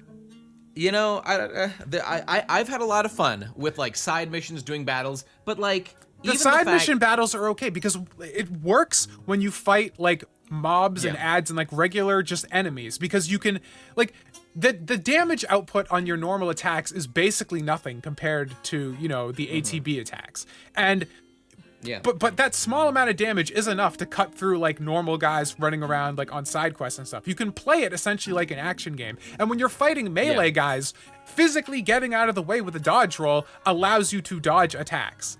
But anytime there's projectiles involved, you can't dodge them. You're taking hits, especially with bosses firing multiple missiles at the same time. Their arena just turns into a death trap. Just gotta block, I guess. Yeah, I think all you do is block. And it's just I don't know. But the regular attacks, once you're fighting bosses or even more of the stronger enemies, are essentially useless, because they have 20 or 30,000 HP. It's I'm hitting them for 15. Awesome. It's just to fill the ATB gauge, and it's just dumb, and it's wasting my time. It's about the stagger bar. Just be turn-based. Just be turn-based. It'll be. I don't know. That whole boss fight with the house, I know that everyone thinks it's so cool that the house is back, and everyone is praising that fight. I hate to give Super Eye Patch Wolf credit, because I am deeply jealous of his meteoric success. Sure, but of course. He brought up a great point in his Final Fantasy VII video a couple months ago, where he sort of went into the house and how it's kind of a really cool design that in the slums where everyone is poverty-ridden and has no homes, that a monster would evolve to look like a house to lure homeless people in, and that's the idea of the house, and that is clearly the idea that they were going for. It is a monster that camouflages itself as a house to eat homeless people. That is, it goes with the themes of the game. The themes of the game are poverty and class and all that.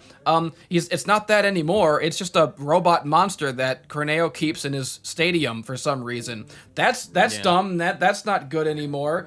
Also, okay, that's interesting you bring that up, because as someone who didn't play the original, I'm why would you make a robot house? It made no fucking sense. They put it in that part for fan service without thinking of why he was in the original game and where he belonged in the game in the first place. How about that part where fucking Hojo just stops the entire game and makes you switch parties 50 times for 4 hours, flipping switches, having to switch the materia back and forth every single time you switch. Oh, yeah. As soon as I realized that, I was I need 4 of every materia immediately, so I never need to switch with anyone. Yeah. That's life. Ooh. That's life. But man, it's really fucking cool when you use triple slash and you hit 3 guys. Oh man, it feels so fucking good. Triple slash is so cool. Triple slash is so fun. I love it. Yeah, that's the best part of the game. Is triple slash. That's the part I like about it. Every time I use triple slash, I'm maybe I'll play it a little bit more. Yeah. Triple slash is pretty good. I like Counter-Strike. Oh my god, all of Tifa's moves are so cool. It's so fun to play as Tifa. You know what they didn't mention, and I found out on the forums, on a forum looking it up. You know how you switch to Punisher mode with Cloud and you hold down block and you'll counter? Did you know? Yeah. Wait, is that true? It automatically counters by holding down. You hold down guard. He'll automatically do a counter. What? But someone said in the forums, and I mentioned it on Twitter, and nobody knew. If you tap triangle right when an attack hits you, you counter even in operator mode. What? I heard somebody say that. I saw some Let's Player doing that. Or some this is not explained anywhere. Yeah. And I'm like, oh, there's a little bit of depth here. There's a little bit of depth now. Like, if you time your things right, you can just counter everything with Cloud, and that's fucking cool. Well, you're not going to counter all those fucking rockets that the fucking house launches at you or anything. That. But, yeah. I don't know. I don't know. All right, I have one more thing to say, and then I'll be done. Okay. So, you know that Sephiroth theme that goes like da da da da da da da da. Those chosen by the planet, I believe. Yes. So I think. Yeah. Right at the end of the game, where you're in that little threshold, and Sephiroth says, "Hey, Cloud, if you go through here, it's the end of the game, and we'll have a final boss fight. Yeah. So, go to the vending machine and shop first, buddy. I'm Sephiroth and I'm evil. Go shop at the vending machine, buddy. This is a video game, and none of it matters. That part where you're waiting at the threshold, and it's playing that music. I didn't want to go into it right away. I was kind of hungry. I was kind of peckish. I went out into the kitchen, and there was some leftover asparagus from Din Din. And so I just started eating asparagus. And I just started shoveling this asparagus in my face. And just like going mad with power. Just ripping into this asparagus.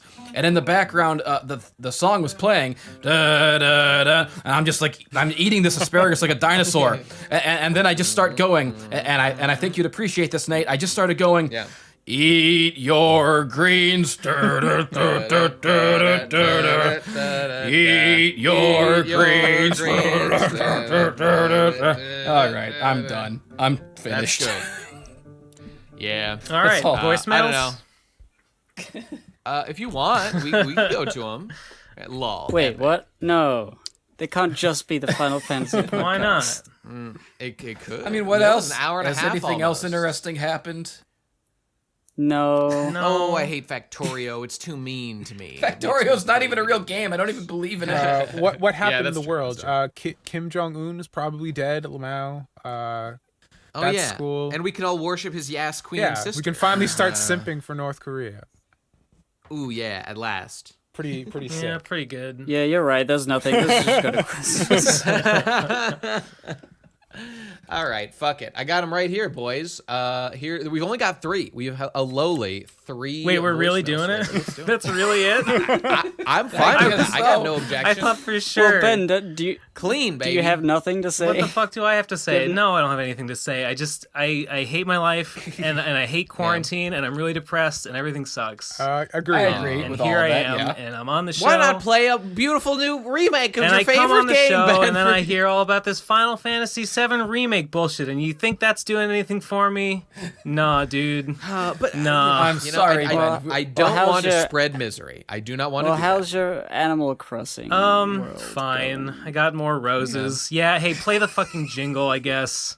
Show my rose garden. I got like 25. I don't think we got a jingle yet. Pretty cool. Did anyone make a jingle? Were there no voicemails that were someone submitting a fucking rose jingle? Ugh. I don't think so. Guys, we need to come up with topics that make Ben feel less sad. We gotta brainstorm. We gotta cheer up Ben. Wow. Yeah, you gotta It's Eeyore me. It's like that episode. Yeah. Yeah, you were gonna say it too. Yeah. You gotta stuff honey in my mouth and tie balloons to all my limbs, and I don't know. What else did they do? Fucking like shoot him. I don't remember. Shoot him with a gun. He can't be sad if he's dead. It's true. Oh, we're all gonna die, guys. We're all gonna die. It won't even be long. Yeah, but Final Fantasy VII teaches us that we can have meaning in the real world even after we're No, gone. once we're gone, that's it. You don't remember anything that happened, and none of it mattered.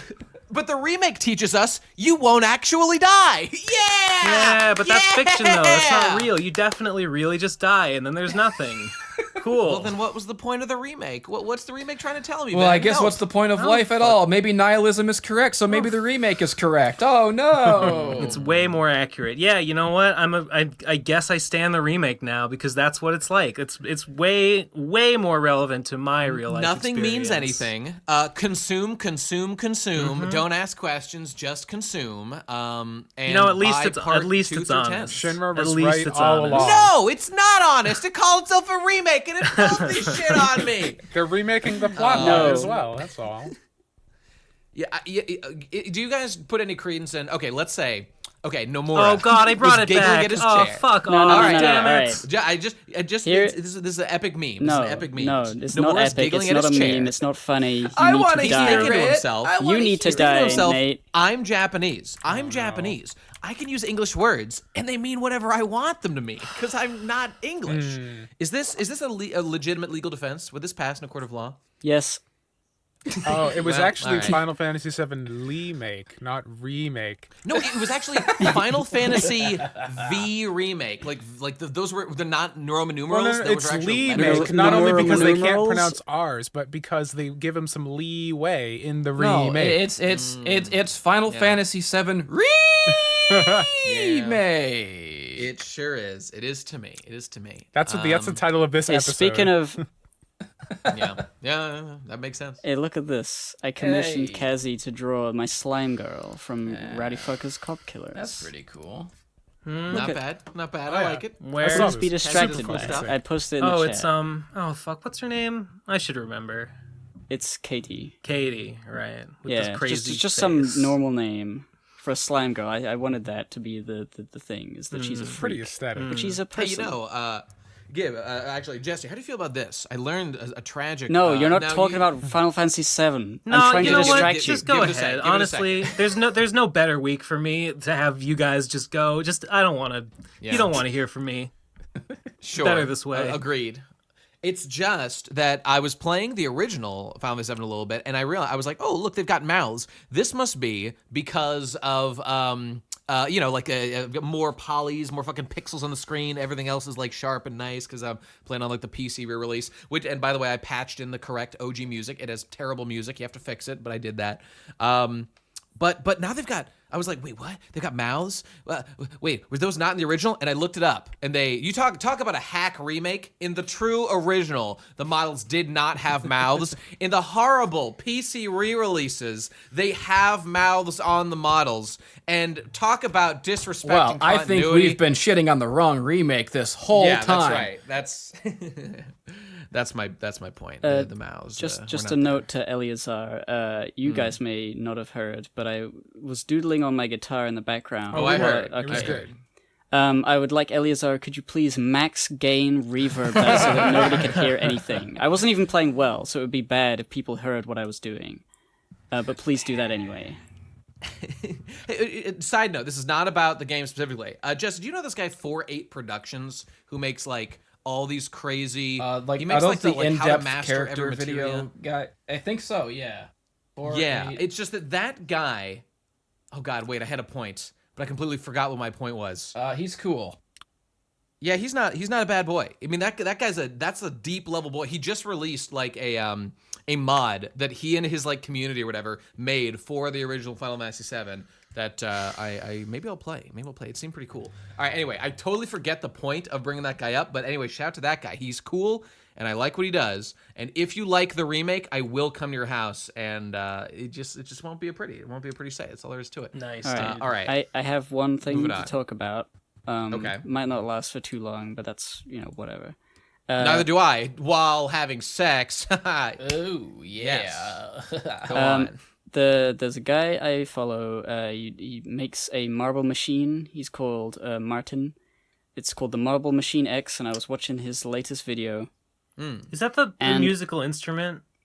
That's run with He's got an marbles? extremely popular video of him playing the Marble Machine Marble Machine song with like a prototype, and he's been spending the last 3 years or so building the next one, which is like more like stronger and powerfuler and can do more things. It's very, very good YouTube series. Probably my favorite thing on the site. But the point is, he has latest video. He talks about this idea of dopamine detoxing as a way to focus, which I have put into practice the last few days and has been very helpful for people like me who are dumb and stupid and do not work when I need and want to. Tell me more. I'm The intrigued. basic premise is that notifications, like little +1s, little comments, little anything, it's a rush. It just is very addictive. as is it's social media is designed to be that way, and all sorts of things in life are addictive by nature. You want to do them so that they can sell them to you again, and that's it's bad for you generally to get so used to having a high level of dopamine in your system.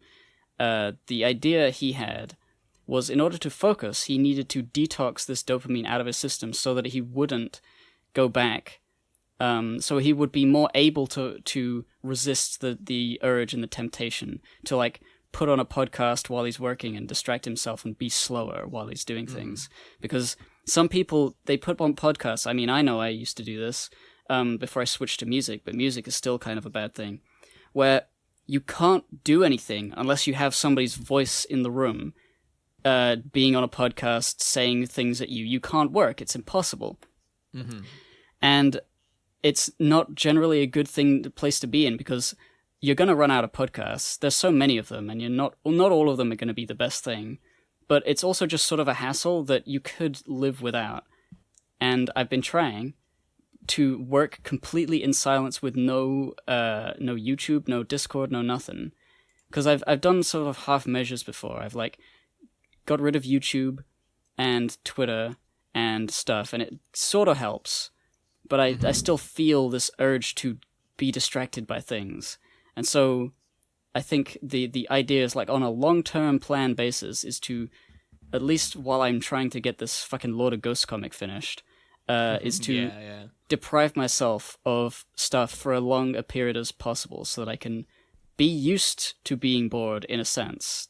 Being used and able to live comfortably without needing to be looking at a media. And it was pretty effective the last few days before the weekend started, where I got like 3 whole pages done per day, as opposed to the 0 I have done and since Radcon 4 ended, I've done 0. So in the last 2 days, I've done 3 per day, and that's pretty fucking good. That's good. Yeah. Minimizing distraction always seems like the right way to go, and it sounds like you're getting results. Have you disabled notifications on your phone yet? I did that like last year, and it's very effective. The only notifications I have active on my phone are text messages and phone calls, aka things I would actually care about. Everything else is off.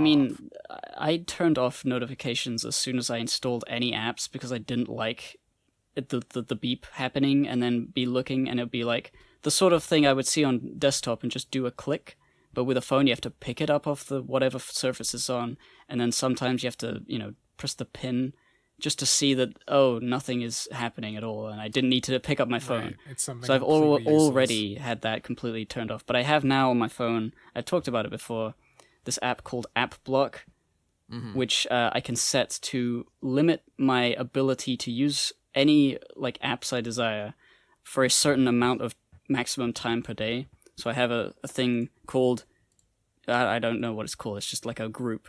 And it's got all of the possible things, including like browsers, so that I can't look things up. And it just disables them after 1.5 hours of use per day. So I got 1.5 hours. And that's usually when I'm waking up and I just need something in my front of my face to like shine a light at me so I can see like, ugh. But after that, it's gone, and I can't use my phone, basically. It's a very expensive paperweight. Sick. I would do that, except I have to be ready for when Gamergate 2 starts, and I'm called to drop the bombs, so I really can't detach from my social media presence. It's not so much detaching from social media. I definitely still post on Twitter and stuff. You've seen those. I definitely am going to be involved in Gamergate 2, guys. Don't worry about that. I'll make the time. Yeah, okay, I've got a pager for that.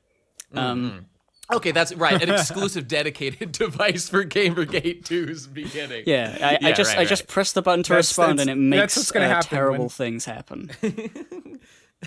It's like in the end of like Avengers, where the fucking Captain Marvel beeper goes off. That's gonna be me. It's gonna be and the beeper only has one button, and what that button does is send sexual harassment to girl gamers. That's what it does. It's the sole purpose of the device.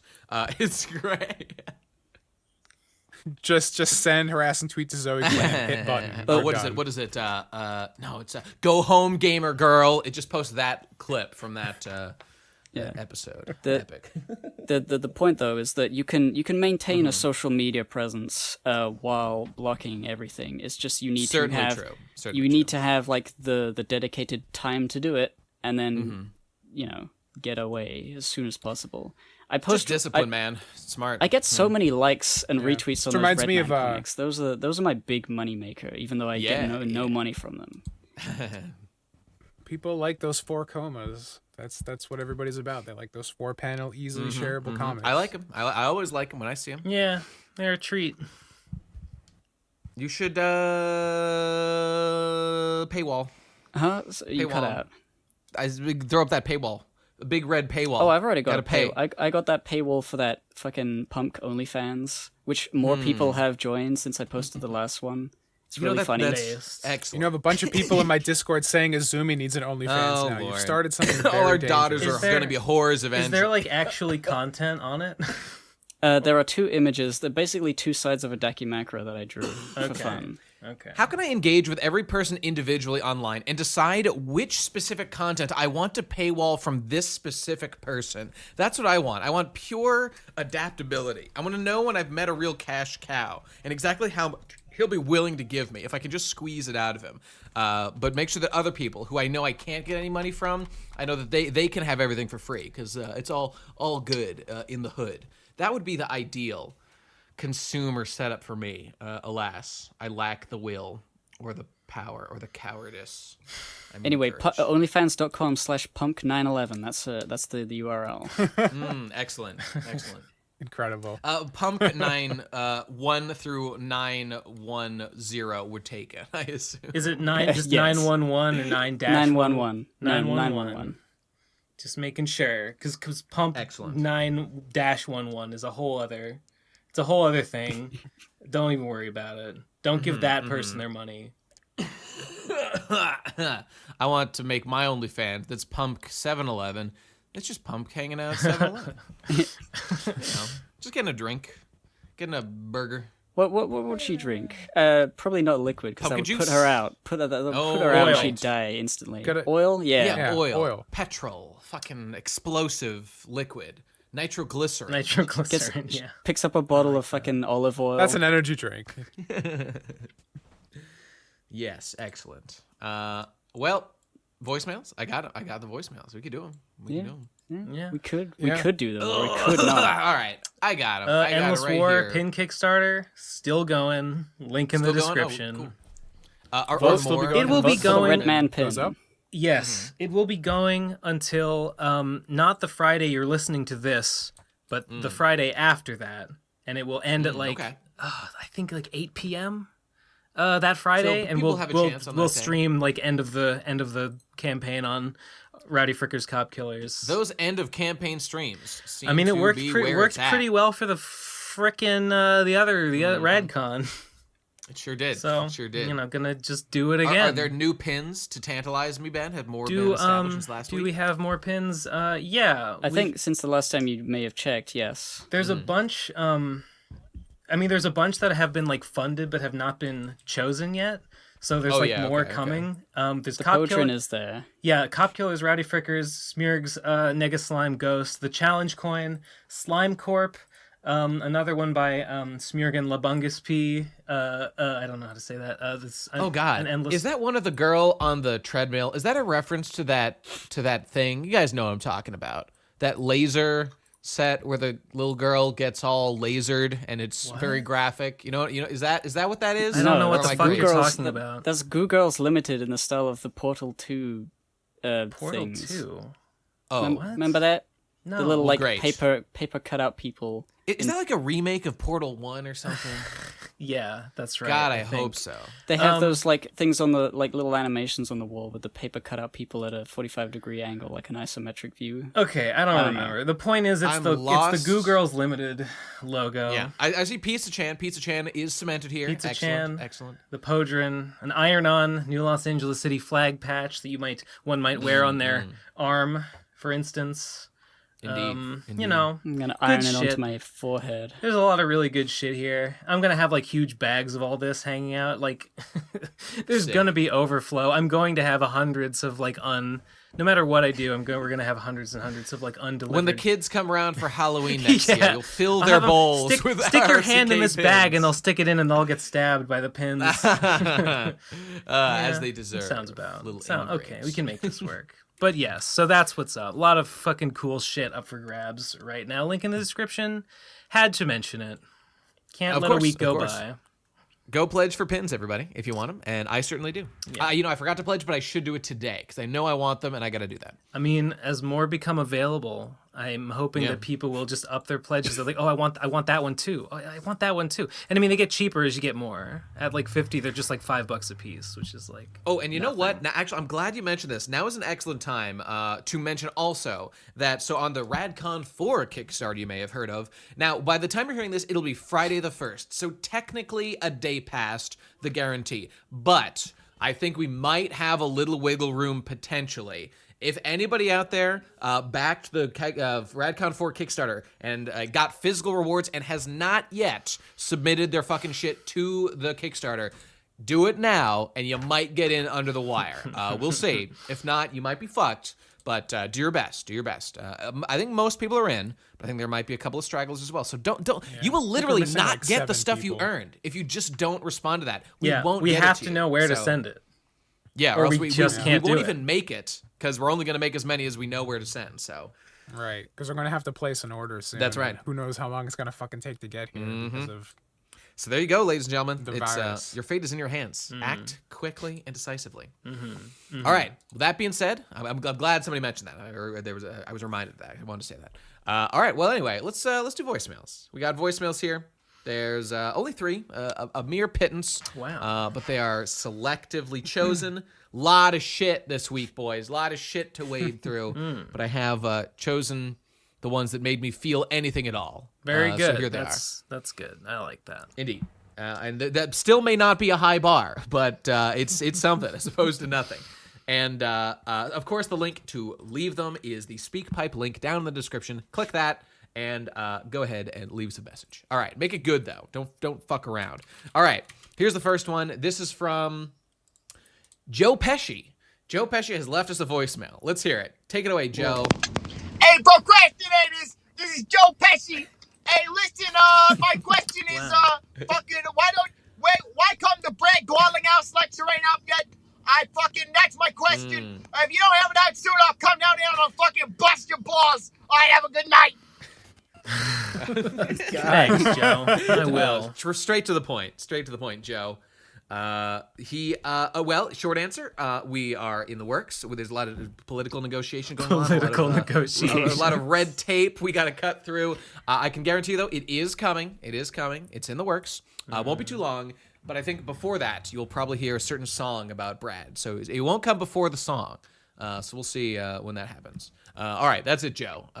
Thank you for your No more from contribution. that guy. No more emails from that. No more voicemails from that guy. Okay, agreed. Yeah, he scares me. I fear his power. He's gonna bust her balls. All right, next up we've got this is simply titled Digibro Interview. Oh, good. Let's hear how it goes. So, Digibro, thank you so much for coming to this interview. I'd like to ask a few questions about what's your inspiration, what gives you the drive to live? If I want to live, I have to go find things to kill. I have time to think about that now because I'm killing so much more efficiently. I see. So, now that you have time to think about these things, is there a sort of revelation that you've had with your identity? I mean, what type of person would you call yourself? I'm a caveman. I have to hunt to eat. Interesting. So, would you say there was a point in time where you first had this revelation? Describe the moment that you realized this. What was going on then? So, I grab a rock, I beat this boar to death, I'm sick. Ah, yes. Now that's one I'm sure we can all relate to. But I'm really wondering, your anime YouTube channel was going pretty well. This seems like a big shift in priorities. Can you detail some of the thought process that has gone into that change? Okay, if this worked out so well, what other fucking rocks, what other kind of fucking sticks have I thought of? So let's fucking go kill some boars. It's better than ever. Well, you heard it here, folks. That's all the time we'll have. Thank you so much for stopping by, Digibro. It was a pleasure speaking with you. That's literally what I hear from both sides. Fine. Next. All right. That was less funny listening back to it than I remember it being. All right. Well, thank you for your contribution. Excellent interview. I could hear the editing clips, so I know you put effort into that. Well done. All right. Next one is our final voicemails from Ajax. Ajax, go. Oh yeah, it's about to get real, cause it's me, your worst enemy, formerly known as 8 for Hot Boy, but is now Ajax the Invincible Overlord, the Chad with the most bad, the Deer with the most meal cure, and after our bout with Terminal 7 Clown AIDS, I've changed form, into my prime dad, Formation Alpha, and have regularly begun wearing a belt to everyday events, but I'm not here just to be a survivor, or a father figure that you've always wanted. I'm here to declare that I'm the most linear and lexical of anyone in the PCP, and that you impressionist lateral fucks don't know the first thing about a woman and certainly don't deserve the affection of your crush or your anime waifu.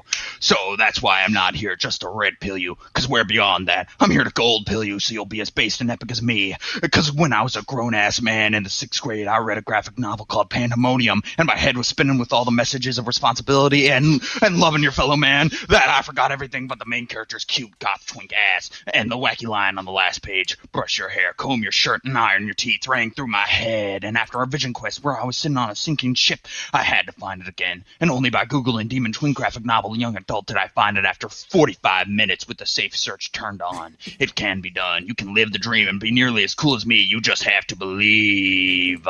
And for you, Nate, my worst enemy of all, watch out at the gym where I'll be going monkey mode so hard your girl will file a divorce to marry someone who's cooler than you, but not as cool as me, because marriage is whack, but not as whack as premarital sex. Great. Is that it? Thank you. That's it. Cool. That's it. No more voicemails ever. Thank you, Ajax, for your contribution to this show. We'll never forget you. All right, that's it. Leave your stellar voicemails in this vein exactly at the SpeakPipe link down below. I'm sorry, guys. I don't put you in just to roast you. It just sounded funnier when I was listening to it before. In your sleep-deprived stupor before Final Fantasy VII I was incredibly remake sleep-deprived your soul. before this episode. As I explained at the beginning, but when you get angry and yell about stuff, it does wonders for the energy levels. I will go crash after this. Okay, but anyway, right, SpeakPipe, more voicemails. Thank you, ladies and gentlemen. We will continue to weed the wheat from the chaff as we've done so diligently here today.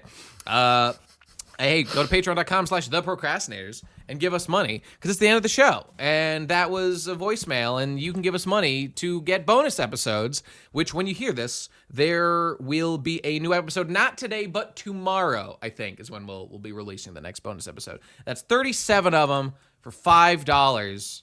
Incredible. It You're welcome. is. Truly. It is not, it's not The value bad. never It's not bad. stops from The value getting only more. goes up. It's true. And what else we got? At TP Crastinators on Twitter for more updates. We got more RadCon stuff. We're working on a bunch of stuff. We'll get it to you in time. You got to be patient. Working on a lot of things. Some big stuff that's going to take a while. So we'll keep you posted on how that goes. But yeah, make sure if you're a backer, you go to the fucking Kickstarter and you fucking respond to the backer survey so we know where to send your shit. And you tell us what size shirt you are or whatever. All that good stuff. Beyond that, there's nothing. That's the end of the episode. We've done everything. Nice. Go to these guys' links, comics and Kickstarters and all kinds of good stuff. YouTubes. There's links in the description. Go check them out. And maybe check out, this episode was sponsored by the Final Fantasy VII Remake. I've been paid to shill for it. This is all a psyop where I make you so mad at me being mad that you buy the game to prove me wrong. And I'm glad to be doing my duty. Buy it from the Amazon affiliate link in the description below. Indeed. Should they buy it? Do you want people to buy it? No, right? We're firmly anti. Are we all firmly? Well, last time there was a lot of everyone could have their own prevarication and opinion. uncertainty. It's too late to be anti. It's happening, so I don't give a fuck. Okay. I would not. I don't want to encourage this kind of thing. No, I don't want people to buy it. But I mean, the game already is like the best-selling game on PS4, basically, because they wanted a remake of a game everybody already loved.